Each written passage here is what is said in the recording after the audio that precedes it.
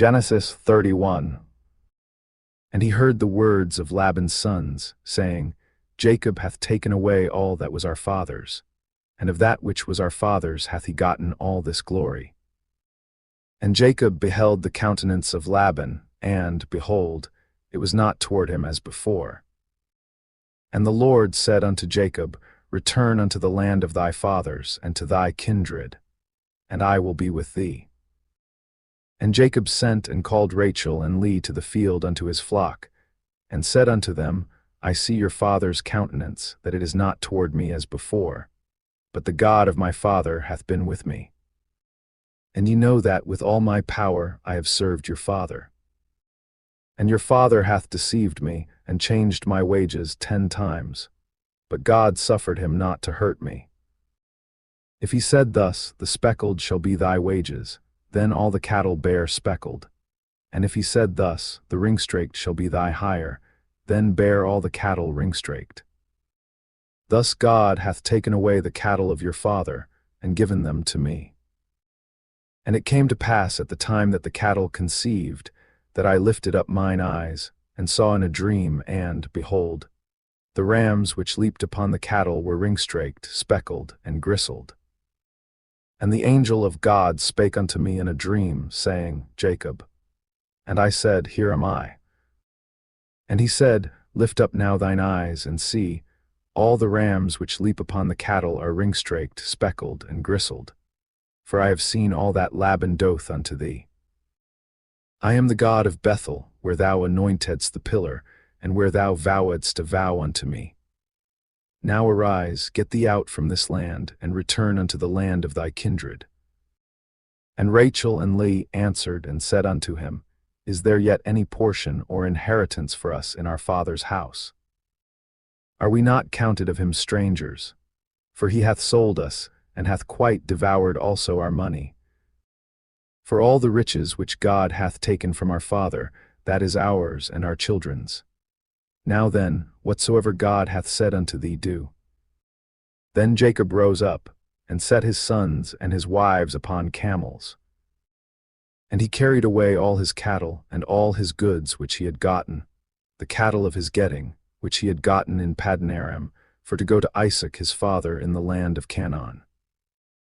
And Laban went to shear his sheep, and Rachel had stolen the images that were her father's.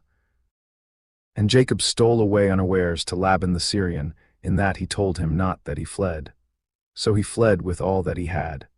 And he rose up and passed over the river, and set his face toward the Mount Gilead. And it was told Laban on the 3rd day that Jacob was fled. And he took his brethren with him, and pursued after him 7 days' journey. And they overtook him in the Mount Gilead.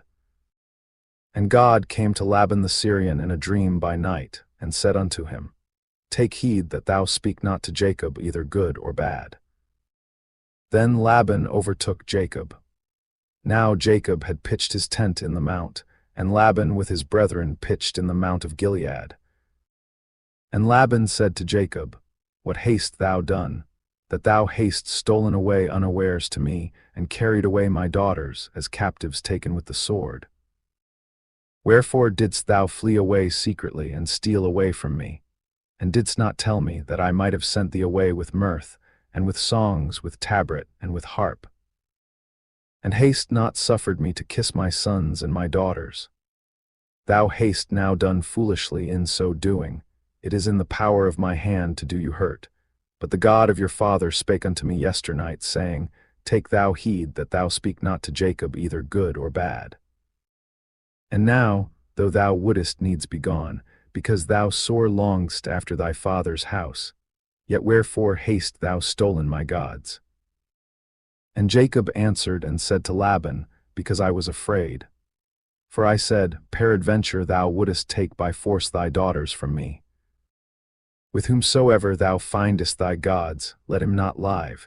Before our brethren discern thou what is thine with me, and take it to thee. For Jacob knew not that Rachel had stolen them. And Laban went into Jacob's tent, and into Leah's tent, and into the 2 maidservants' tents, but he found them not. Then went he out of Leah's tent, and entered into Rachel's tent. Now Rachel had taken the images, and put them in the camel's furniture, and sat upon them. And Laban searched all the tent, but found them not. And she said to her father, Let it not displease my lord that I cannot rise up before thee, for the custom of women is upon me. And he searched, but found not the images. And Jacob was wroth and chode with Laban. And Jacob answered and said to Laban, What is my trespass? What is my sin, that thou hast so hotly pursued after me? Whereas thou hast searched all my stuff, what hast thou found of all thy household stuff? Set it here before my brethren and thy brethren, that they may judge betwixt us both. This 20 years have I been with thee. Thy ewes and thy she-goats have not cast their young, and the rams of thy flock have I not eaten. That which was torn of beasts I brought not unto thee, I bear the loss of it. Of my hand didst thou require it, whether stolen by day or stolen by night. Thus I was. In the day the drought consumed me, and the frost by night, and my sleep departed from mine eyes. Thus have I been 20 years in thy house. I served thee 14 years for thy 2 daughters, and 6 years for thy cattle, and thou hast changed my wages 10 times. Except the God of my father, the God of Abraham, and the fear of Isaac, had been with me, surely thou hadst sent me away now empty. God hath seen mine affliction and the labor of my hands, and rebuked thee yesternight. And Laban answered and said unto Jacob, These daughters are my daughters, and these children are my children, and these cattle are my cattle, and all that thou seest is mine. And what can I do this day unto these my daughters, or unto their children which they have borne? Now therefore come thou, let us make a covenant, I and thou, and let it be for a witness between me and thee.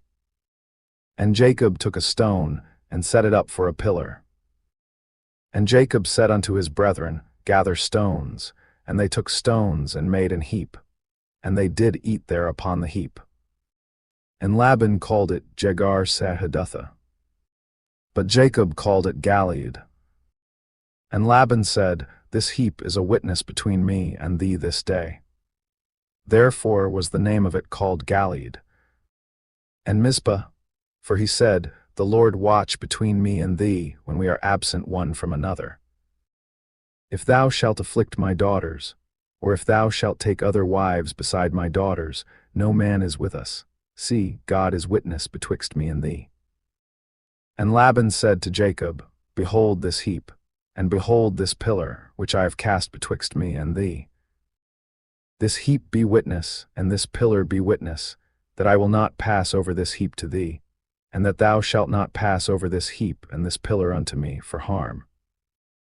The God of Abraham and the God of Nahor, the God of their father, judge betwixt us. And Jacob sware by the fear of his father Isaac. Then Jacob offered sacrifice upon the mount, and called his brethren to eat bread. And they did eat bread, and tarried all night in the mount. And early in the morning Laban rose up, and kissed his sons and his daughters, and blessed them. And Laban departed, and returned unto his place. Genesis 31 is the chapter that narrates the departure of Jacob from his uncle Laban's household, and his return to the land of Canaan.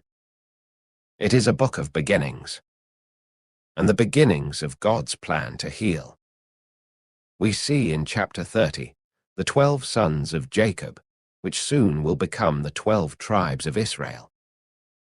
The way Laban looked at Jacob had changed. Mixed in with the tension was the 20 years of built-up stress between Jacob and Laban.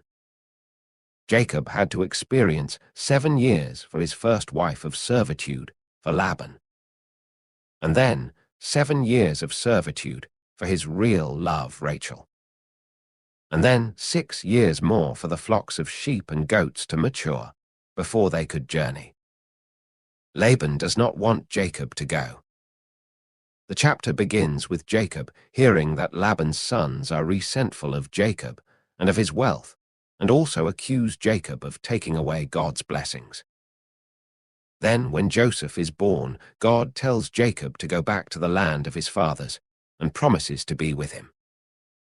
God puts the desire to go back home after Joseph. Jacob's son is born, but stays 6 more years with Uncle Laban due to Jacob's flocks still maturing. When it finally reaches the time to leave, Jacob calls his wives Rachel and Leah to the field and tells them about his plan to leave. He also recounts how God has blessed him and protected him from Laban's deceit and oppression, and tells his wife, how Uncle Laban had changed his wages 10 times in 20 years. Jacob, although also a con artist, was mistreated by Laban. He appealed to God and God took care of him. This refers to Jacob's dream he had of the speckled and spotted goats and sheep, which is in the last part of chapter 30. Rachel and Leah agree to follow Jacob, since they have no inheritance or respect in their father's house.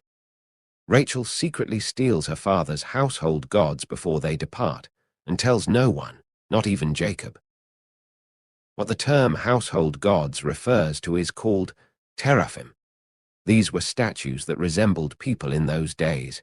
The custom was that people would consult these household idols or gods for directions and protections. Then Jacob arose and put everything on the camels and took all livestock that was his and left Uncle Laban without telling him.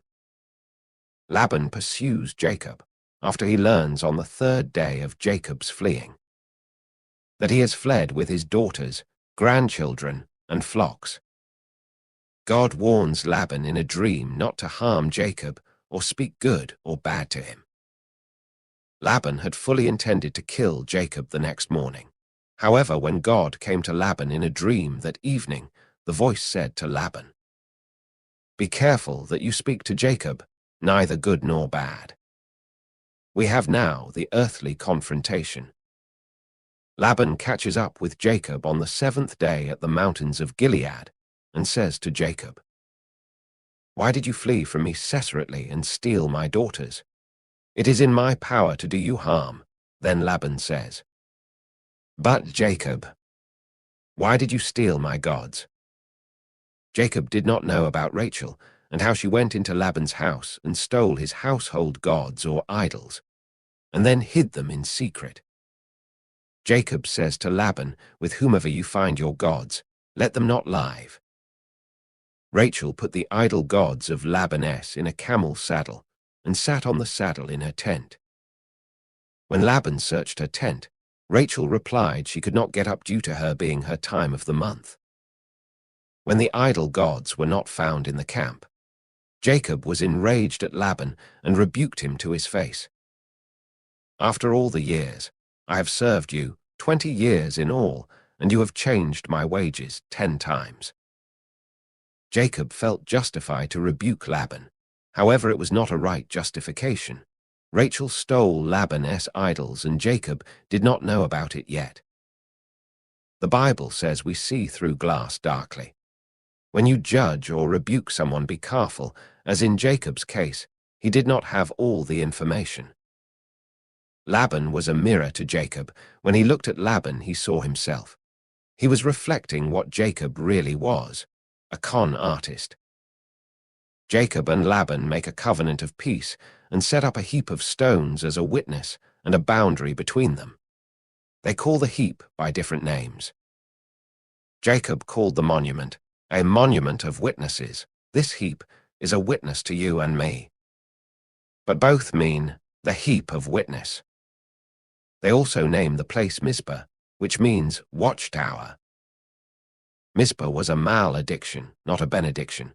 We sacrifice the meaning of the text and convert it into a sweet benediction in the modern-day church, although this can't be further from the truth. Mizpah was a line in the sand for both Jacob and Laban. They offer a sacrifice and eat together. The next morning, Laban kisses his daughters and grandchildren and blesses them. Then he departs and returns to his place. Jacob continues his journey to Canaan.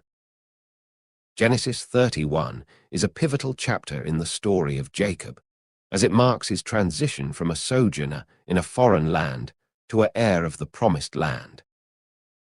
It also shows how God fulfills his promises and purposes for Jacob, despite the opposition and obstacles he faces from Laban and others. The chapter demonstrates God's faithfulness, power, and grace in the life of Jacob, who has grown from a deceiver and a schemer to a worshipper and a leader. The chapter also foreshadows the future history of Israel, the nation that descends from Jacob. Just as Jacob was oppressed and exploited by Laban, so the Israelites would be enslaved and mistreated by the Egyptians in the distant future. Just as God delivered Jacob from Laban and brought him back to Canaan, so God would rescue the Israelites from Egypt and bring them to the promised land. Just as Jacob made a covenant with Laban and set up a heap of stones as a witness, so God would make a covenant with Israel and give them the law and the tabernacle as witnesses. Just as Jacob named the place Mizpah, which correctly means line in the sand, so God would watch over Israel and protect them from their enemies in a conditional covenant as long as Israel remained faithful to God. The chapter also points to Jesus, the ultimate fulfillment of God's promises and purposes for Jacob and Israel. Jesus is the true Son of God, who came down from heaven to earth. Jesus was crucified for our sins, was buried in a tomb, rose from the tomb on the third day, and was seen by the masses.